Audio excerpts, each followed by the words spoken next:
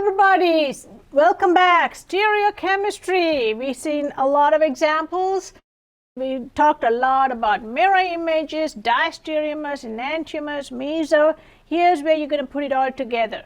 Okay, let's start with a simple problem here. These are just all example problems. That's when I come with the entire board written up. So with the example problems, typically these are the ones that you have different variations of and different flavors of. So these are kind of the standard questions. First one is try to find all the chiral centers in this big molecule, silvaticin.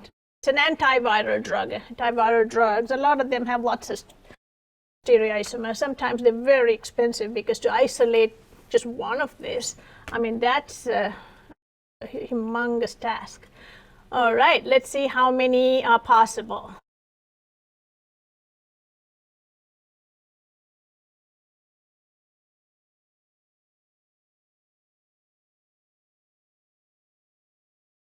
So here is a CH3, all the CH3s, because you have 3 hydrogen atoms, they're going to be achiral. Even if you have 2 atoms that are identical or 2 groups that are identical on a carbon, that's going to be an achiral carbon. So here's a CH3, that's going to be CH3.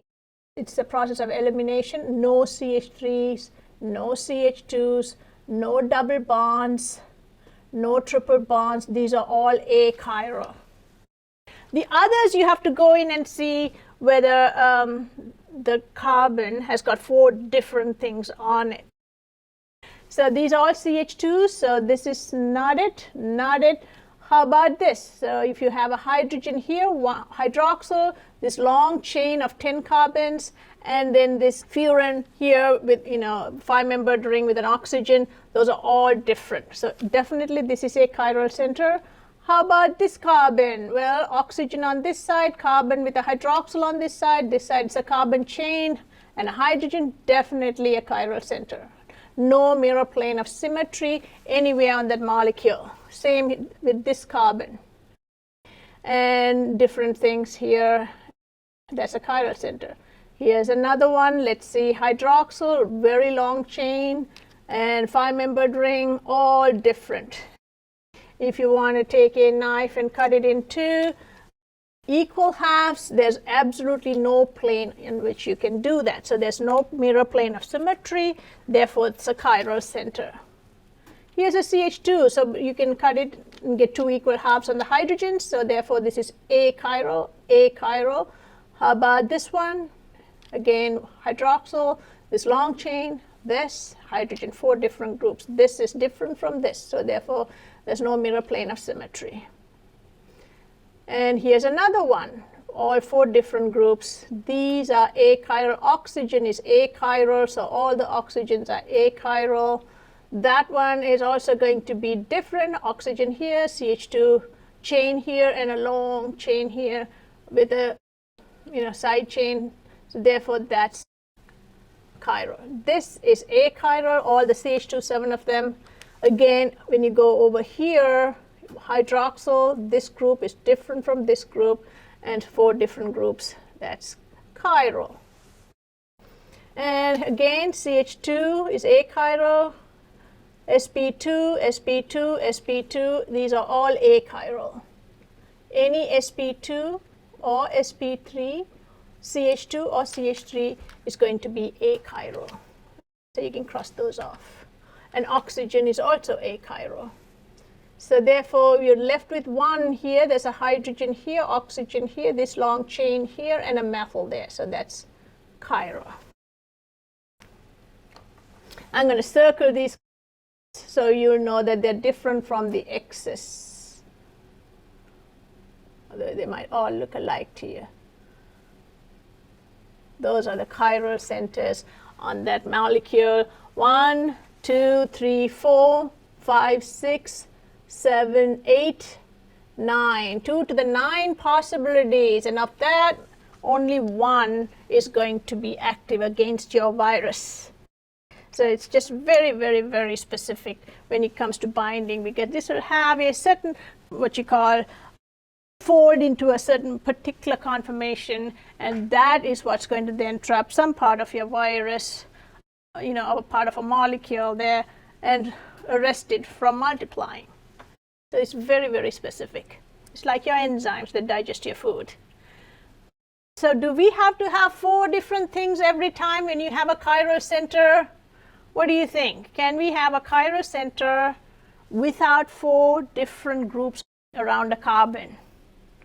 Well, the definition for a chiral center is that it doesn't have a mirror plane of symmetry. The definition is not that it has to have 4 different things. The definition is no plane of symmetry. Some molecules don't have 4 different things, but they don't have a mirror plane of symmetry. For example, if you take a carbon with a carbon that's sp2 and then connect it to another carbon, now that becomes an sp. Now over here, this is going to be, let's say, if this pi bond is in the z direction, this pi bond will be in the y direction or x direction, a 90-degree angle. So therefore, if you draw these out, if you have a hydrogen, let's say a methyl or any group, 2 different groups, these are going to be perpendicular to them. Let's say I have CH3, H. So if I cut along the plane, Z plane, I'll get 2 different things. If I cut along the X plane, I'll get 2 different things. So these are called allenes, cumulines, or allenes, and these are chiral. Yes, allenes are an example. Another example would be when you have a lot of steric and then molecules can't align in a planar fashion. For example, let's say you have 2 benzene rings next to each other. This is called a biphenyl. And if you put another benzene, there's going to be steric with these 2 hydrogens here. Or if you put R groups, there's going to be even more steric. Let's say I have an R group here and an R group here. And because of that, this is going to then rotate 90 degrees. So you're not going to find it in this conformation. It's going to rotate. One of them will rotate out of the plane. So let's say this is in the Z plane. This will be in the X plane. So that's going to be like this. So this is going to be, let's say, the Z plane. This one would be like going out and in.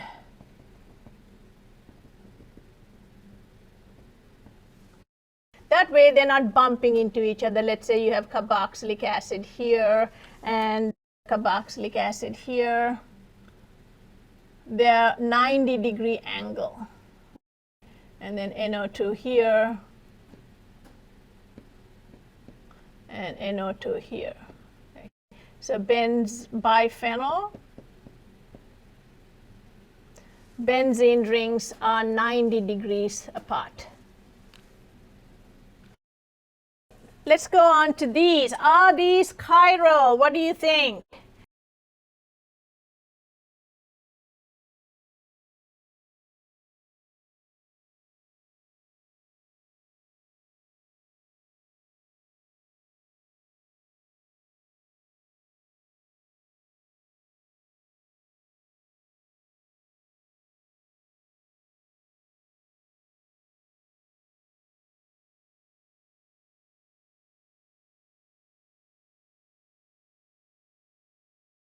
That means, do you have a plane of symmetry or not, right? That's the definition.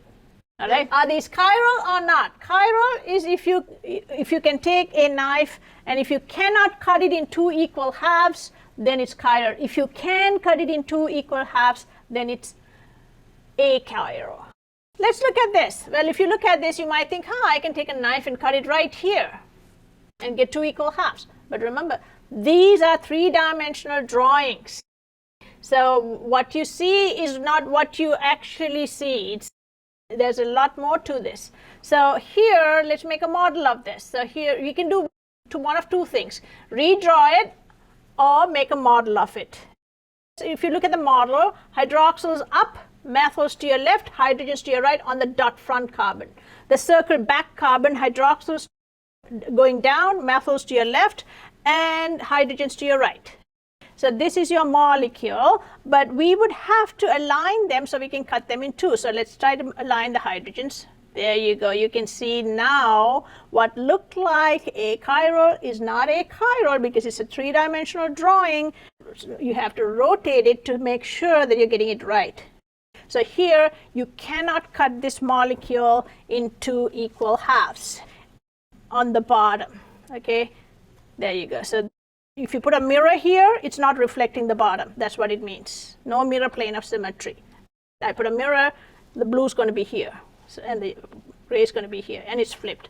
Therefore, this has no internal mirror plane, and it doesn't have a plane of symmetry in any of the planes. Therefore, this is a chiral molecule. Let's say you for a minute you forgot to bring your models, and you have to do it all on your own on a piece of paper. Well, try to align the same groups together. So just do a rotation like that, and you can see a hydroxyl, methyl, and hydrogen in the front.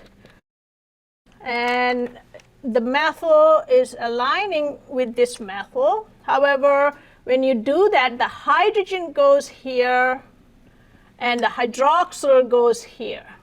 So you can see you cannot cut this molecule into like this. So therefore, this is chiral.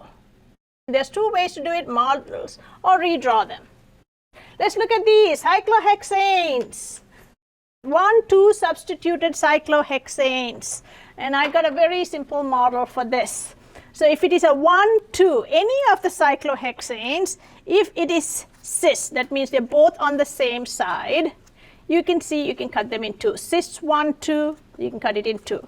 Cis 1, 3, you can cut it in two equal halves, right? You can see that this chair, you can cut this in two equal halves. So there's cis 1, 2, cis 1, 3, you can cut this exactly in two equal halves.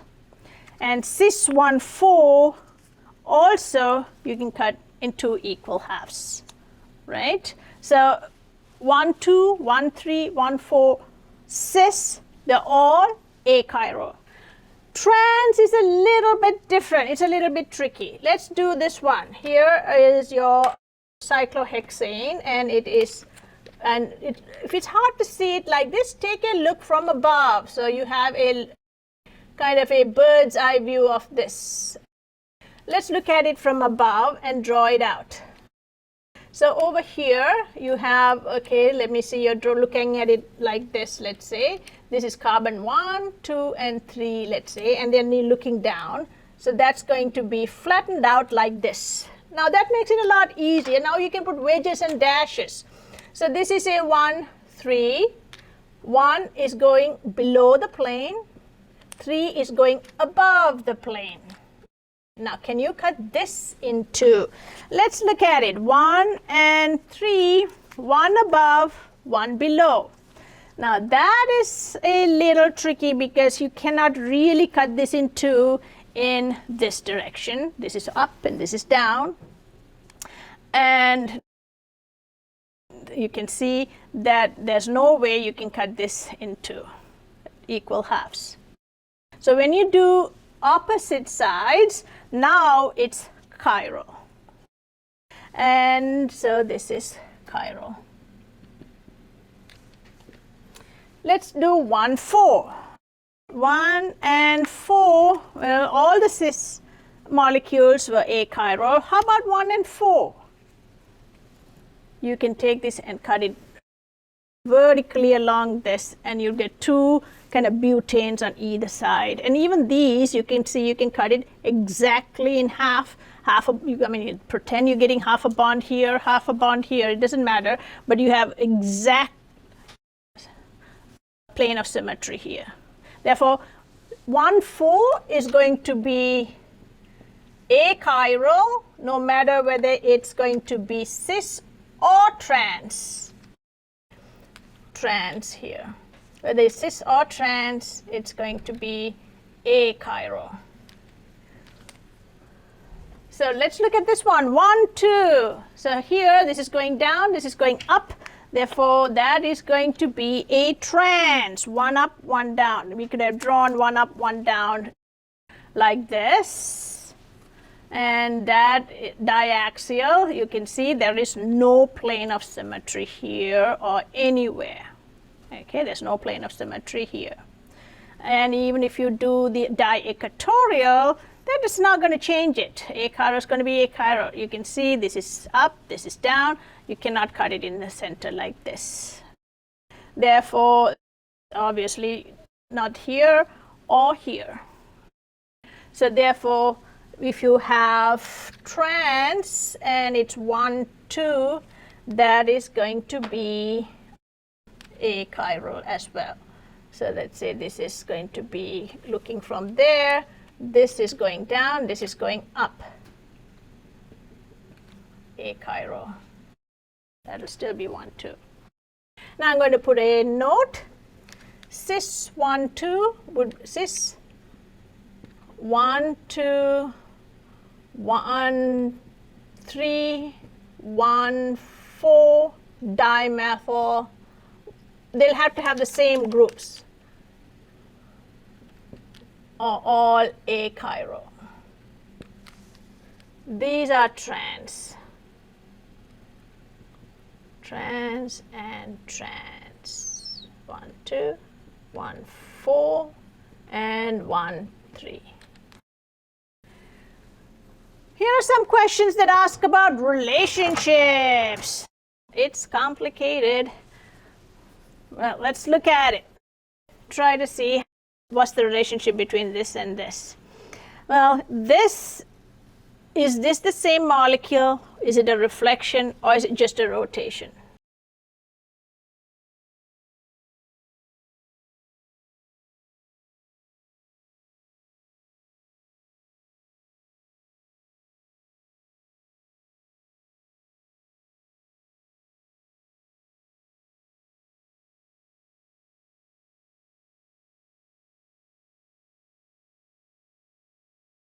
Let's look at it.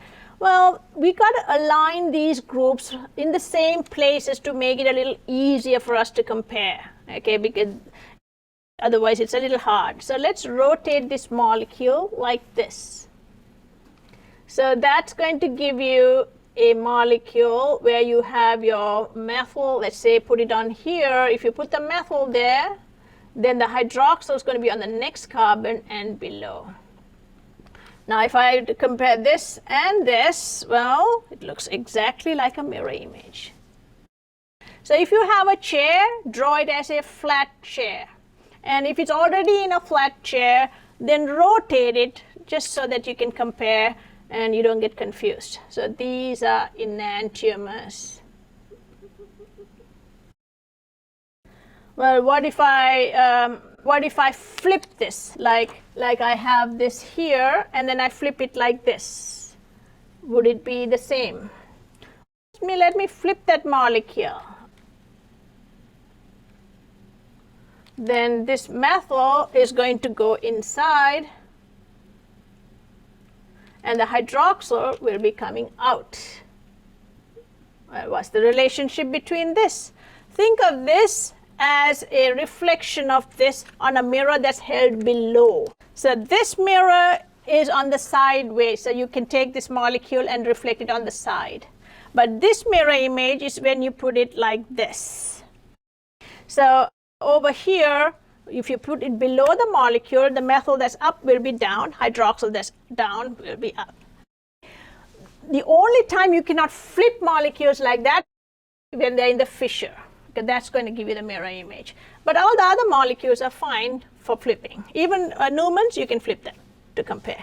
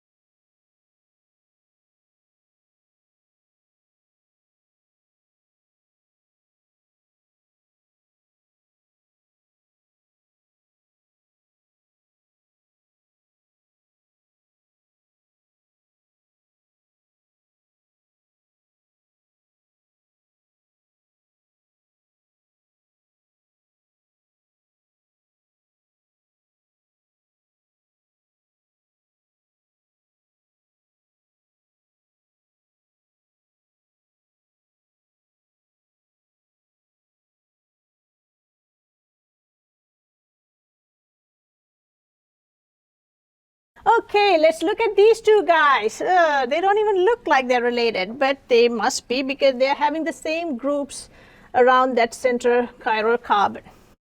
So how would you compare something like this?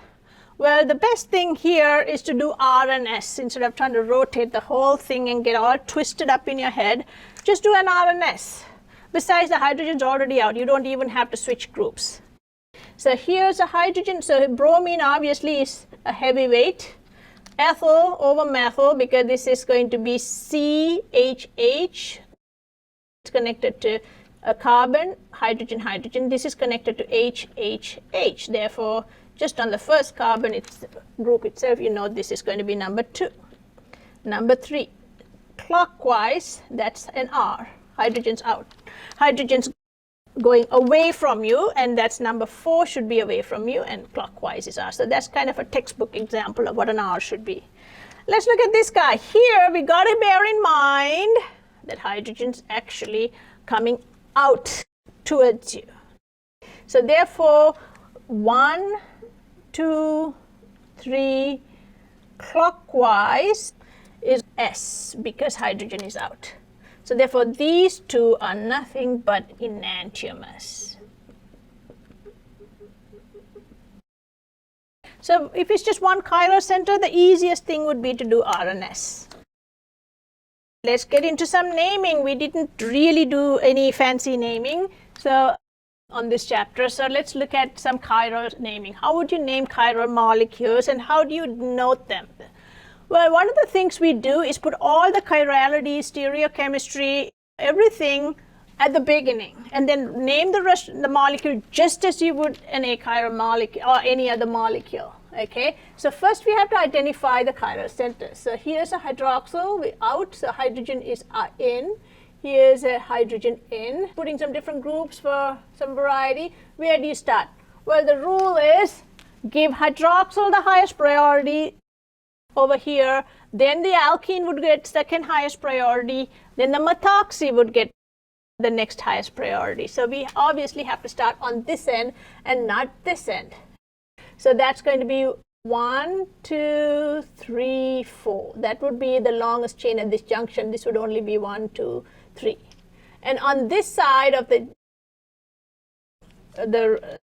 chain, this is 1, 2, 3, this is 1, 2, 3, 4. So obviously you would go towards the longest chain, 6, 7, 8, 9. So it's a nonenol. Nonane, but it's an ene and an ol, nonenol. So first put all the stereochemistry in front. So there's 3, that's the stereocenter. Over here, this also has different spatial orientation because the pi bond cannot be rotated. So if you have a pi bond, and we probably get into this in more detail later, if you have a pi bond and if you have high priority groups, and the high priority groups based on the atomic weight, just like with the Kahn-Ingold-Prelog rule. Same rule of R and S will apply to the pi bond for determining high and low priority. So you cut the pi bond in 2. On this side, let's say you have a hydrogen or some low priority group. And over here, the low priority groups are opposite, high priority groups are opposite, that's an E. If you take this and if you have low priority on the same side, high priority on the same side, that's going to be a Z. It's easy as pie. Let's do it. So here, we're going to cut this in 2 and do EZ here. And we're going to do R and S for these. And then we're going to put them in the front of the name and then forget about them. So over here, oxygen obviously is the highest weight, and then hydrogen is the lowest weight on this chiral center. Then if you compare these two carbons, this carbon's connected to a carbon, carbon, carbon, CCC. This carbon is connected to a carbon, hydrogen, hydrogen, CHH. Therefore, since we have this as heavier, you go 1, 2, 3, counterclockwise S. Over here, this is also an oxygen, and here again, same thing. These are 2 CH2s, but this is connected to a CH3. This is connected to something much heavier than that. 3 carbons here, and so that's clockwise. that's going to be an R because number 4 is facing away from you. It's on a dashed line. If you were going to do the same thing for the pi bond, if you take the pi bond, and I'm going to draw it out here. So the pi bond here has an isopropyl and an oxygen here. On this side, it's got a propyl, and then you have a group with an oxygen here. So therefore, this side is heavier, and this side is heavier because of the oxygens. So high priority groups on opposite sides, that means it's going to be an E. All right. So we'll have to say on 4, there is an E double bond. Then we can say that, well, 3 is S and 7 is R. Now you can start your name as usual. So here we have 4 isopropyl, 5 N-propyl, and 7 methoxy. So I is going to be the first 4 isopropyl, 7 methoxy, and 5 N-propyl, N-propyl because it's not branched. And then we have a nonane with 4 ene and 3 ol. So it's 4 ene 3 ol, or 4 nonene 3 ol. All right, that's a mouthful. I just want to do another one with a cyclohexane just because the rules may be a little different. So over here, let's say we have 3 groups here that are side chains. This is a propyl, ethyl, and you have a methyl, and you have an alkene. So where would you start numbering this? Now, if this is a hydroxyl, you start numbering because you have high priority. But over here, we don't have a high priority like that. So we have to go in and start with the alkene. And we have to go through both alkenes before we go and name the others. So over here, this is methyl, and this is propyl. So we can go around this way. 1, 2, 3, 4, 5, 6. All right. So you have 3, 4, and 6. Whereas if you went the other way, you would go 3, 5, and 6. So therefore, this is the better way to learn. So here we'll go 3 methyl, 4 ethyl, and 6 propyl. So we'd have to do ethyl first. So we'd have 4 ethyl. And since this ring is less than 8 carbons, you can only have cis. So therefore, you don't have to worry about putting E and Z. It would be understood when you have a cyclohexene, it's always going to be Z or cis for that double bond. 4 ethyl, 3 methyl, 6 N-propyl, cyclohexene. You can put 1 cyclohexene or cyclohexone. You don't even have to put the 1. It's understood. So these are some ways of naming. Now, just the last question here. Is it chiral, achiral, or meso?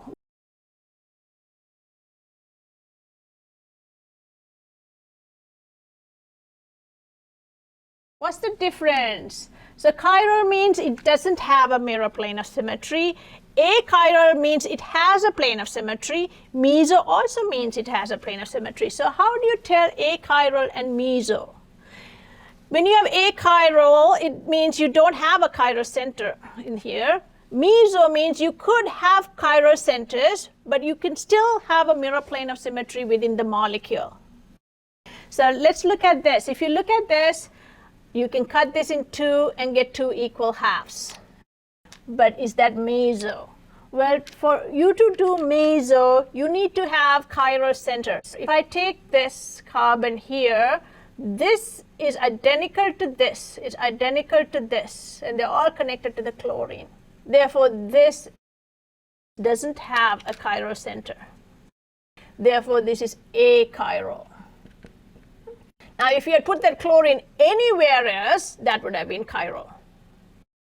Because then you wouldn't have this, let's say you have this chlorine here or here or here or anywhere.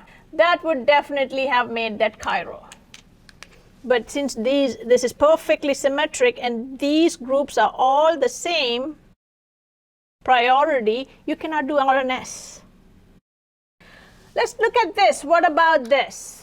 And it can even be a trans. Now here you have a hydrogen and here you have a hydrogen. You have a perfect line of symmetry, which would make it achiral, but then we can check to see if it is meso. If it is meso, well, we have to be able to label one of them as higher priority as other, but then these two have exact same priority, CH2, CH2, and a carbon with a methyl and a hydrogen. So how can you tell which has a higher priority? You cannot. They have the same priority. Therefore, it's achiral. You can take this molecule, for example. You have, well, it looks like you have a perfectly lined up mirror plane, okay, which would make it achiral. But then the next thing is it meso? Well, if you look at this molecule, and I can also draw it out like this. Now, if it had been trans, you wouldn't have a mirror plane. It would be chiral. But since it's a cis, you can have a mirror plane. But if you were to do R and S on this, this would be number 1. And here, this side is not equal to this side like over here. So this would be 2 because this is a hydroxyl, and this would be 3. And so here, this is going to be an S. And on the other side, it's the same thing. Let's say you take this hydroxyl and hydrogen here. This is 1. Again, this is 2 because this is a hydroxyl. This is only a CH2. 3. So this is clockwise, and that's an R. Typically, meso compounds would have opposite stereochemistry, S and R or R and S, when they have two of these, when they have two chiral centers and you have a mirror plane of symmetry, because it's almost like one is a reflection of the other. Okay, let's go on with this one here. So if you look at it like this, well, it doesn't look like you can cut it in 2 equal halves, but again, don't be fooled. This is a 3D diagram. Nothing is as it appears. So let's try to align these and see, you know, what happens over here. So that means I'll bring the methyl over here. Everything is going to go 180 degrees. So 180 degrees for the back carbon is going to be the front carbon. We can keep the same, and you can choose whether you want to rotate the front or the back. There's no rule as such that you should only rotate the front or only rotate the back. Either one would be fine. Just do the same thing over and over. So methyl, let's say the back carbon comes over here. Hydrogen, everything would go 180, and the chlorine would go up. So now you can see you can cut it perfectly through here, and that is going to be, what do you think, achiral or meso? Yeah, you have 4 different things on each carbon, so it's going to be a meso. So when you see Newman projections, perspective diagrams, Fisher, don't just jump in and, you know, think that what you see is what you get. You have to do some 3D rotations in your head. How about this? Oh, looks like you can cut it in 2, but can you really or can you not? Well, it's a little hard to do it over here. So why don't we draw a Fisher projection for this? So in a Fisher projection, you are going to have the carbons go away from you, which means you have to rotate this. And so the methyls will be away from you. So let's say this is 1, 2, 3, 4. And when you're comparing, you need to have them in the same way here. 1, 2, 3, 4. When you're looking at it from above, hydroxyl to your left on the front carbon, hydrogen is to your right. Here, you're going to rotate this. And so, because you want to put the methyl on the same side as your methyl here. So hydroxyl will go over there and hydrogen will come onto your left. So this is going to be like this. Now, do you have a plane of symmetry or not? What do you think? Well, you can see it right in the center. So this is the molecule here. You can see right in the center here. If you try to cut it, you'll get two different halves. So in a fissure, you can do cutting just like that. So here, this is a chiral molecule. This is just some information. This is not really a problem. I just wanted to tell you about the physical properties of molecules. So Louis Pasteur is the one who came up with this tartaric acid scheme here. Before that, people really didn't even know anything about chirality really, and he at least crystallized them differently. He didn't classify them RS exactly. That came later on, but at least he knew the tartaric acid had different forms. So this is tartaric acid, and if you take this, you can see this is 1, 2, 3, counterclockwise hydrogen out is R, 1, 2, 3, clockwise hydrogen out is S. Now this is going to have a mirror plane right through the center here. So what would you call this? Chiral, achiral, or meso? Obviously, you have chiral centers here. So if you have two chiral centers and you still have a mirror plane of symmetry, that's a meso of a meso. Now, you can have a mirror image of this, and you can have a mirror plane of symmetry. And obviously, the R will be reflected as S, and S will be reflected as R, because whatever goes clockwise in the mirror would go counterclockwise, right? You're brushing with your right hand, but in your mirror image, you're brushing with your left hand, right? So it's the same with molecules. They have a right hand and a left hand, or a right side and a left side. So here we have meso. But are they different compounds? Check it out. Melting point, identical. Optical rotation, identical. Solubility, identical. So obviously, these are the same molecules. You know you can do a 180-degree rotation, and that's proof that they are the same molecule. So these are the same molecules. You can see from the physical evidence here. So then there are two chiral centers, so 2 to the 2 is 4. So in this case, instead of having 4 different molecules, you only have 3 different molecules, because the meso and its mirror image are one and the same. So this will be 2 to the n minus 1 pretty much. So over here, you would have hydroxyls on opposite side, R and R, and S and S when it's reflected. So these are mirror images. Now mirror images are enantiomers. Enantiomers would have the exact same melting point because they have the same physical properties. Their hydrogen bonding, everything would be identical. But they would be different from the diastereomer, because here you'll have more internal hydrogen bonding, so the melting pattern will be different. Here you'll have more intermolecular hydrogen bonding, so you will see this is a little higher melting point than this. So melting point will be different between enantiomers and diastereomers. But between enantiomers, because it's just a mirror image, your mirror image is exactly like you, it'll have the exact same melting point.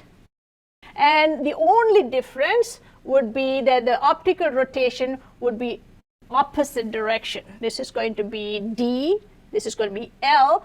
They'll have the exact same number, no difference there. The solubility would also be the same. Again, physical properties would all be the same because the orientation of all of the groups are identical. It's just flipped in a mirror image, in a parallel universe, but it's the same molecule.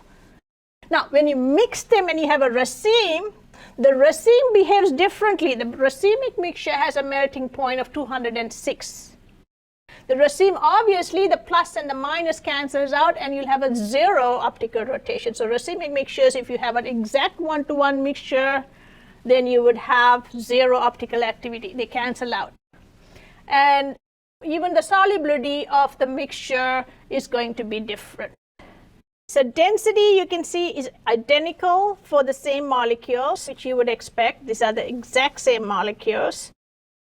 These are not enantiomers, they're identical. These are enantiomers. Now, they would also have the exact same physical properties. Melting point and density would be the same for each, but when you mix them and make a raceme, the density is different, melting points different, optical rotation would be 0 because they'll cancel out. For enantiomers, the optical rotation would be opposite and equal. It will be opposite and equal. When you have a meso, they are achiral because they have a plane of symmetry. Therefore, you would have no optical rotation. They're not chiral. All right, so if you have any questions, please don't hesitate to ask me. Talk to you soon. Bye.